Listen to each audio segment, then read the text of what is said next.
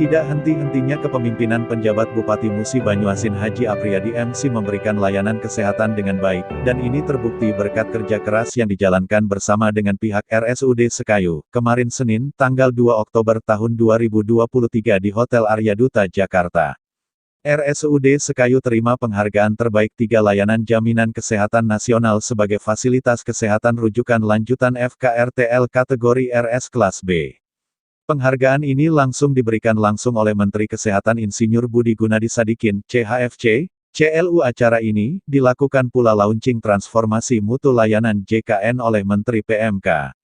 Selamat kepada para pemenang dari berbagai kategori, semoga terus meningkatkan mutu layanan kesehatan bagi masyarakat dalam mewujudkan layanan yang mudah, cepat dan selaras bagi seluruh elemen masyarakat, ungkapnya Menkes RI.